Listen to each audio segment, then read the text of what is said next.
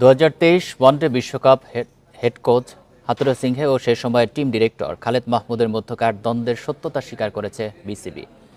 Cricket operations chairman Jalal Yunus আরও জানিয়েছেন, সামনে পাকিস্তান সফরে টাইগারদের স্পিন কোচ হিসেবে থাকবেন মুশতাক আহমেদ। ক্রিকেটে টাইগাররা স্মরণকালের সবচেয়ে বাজে সময় কাটিয়েছিল 2023 ওয়ানডে বিশ্বকাপে। তামিমের শেষ মুহূর্তে দল থেকে বাদ পড়া, পরিকল্পনার অভাব, কোচের সাথে বোর্ড কর্তাদের দ্বন্দ্ব বিপাকে ফেলেছে টাইগারদের।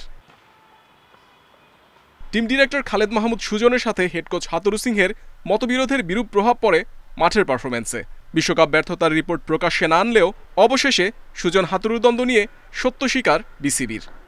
আমরা এটা আশা করি নাই, এটা হওয়া উচিত ছিল না, কারণ এই দুজনের মধ্যে কিন্তু আগেও রিলেশনশিপ খুব ভালো ছিল। পরের দিকে আমরা শুনেছি কি হয়েছে, আর বোঝা যাচ্ছে হয়তো কোনো মিসআন্ডারস্ট্যান্ডিং থাকতে পারে। আপাতত বিসিবি ব্যস্ত পাকিস্তান সফরকে নিয়ে। অনিশ্চয়তা কাটিয়ে 2 ম্যাচের টেস্ট সিরিজে স্পিন কোচ হিসেবে থাকবেন মুশতাক আহমেদ। তাকে নিয়ে দীর্ঘমেয়াদী চিন্তাও আছে বোর্ডের। মুশতাককে আমরা পাকিস্তান সিরিজের জন্য পাবো, আর যেহেতু সামনে ওর নিজেরও কিছু প্রোগ্রাম আছে, সেই জন্য সে পারছে না যে বাকি সিরিজে যেগুলোতে অ্যাভেলেবেল থাকতে। বাট হোপফুলি আমরা চেষ্টা করব, ডিসেম্বর পর্যন্ত ইজ বিজি। ডিসেম্বর পরে জানুয়ারি থেকে আমরা চেষ্টা করব তার সাথে একটু লং টার্মে করা যায় কি না।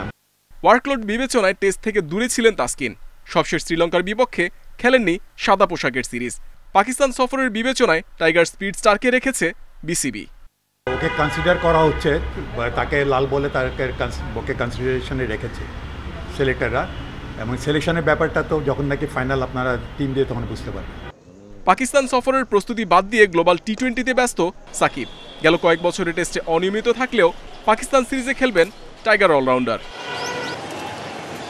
Muhammad Nazim, independent news, Dhaka.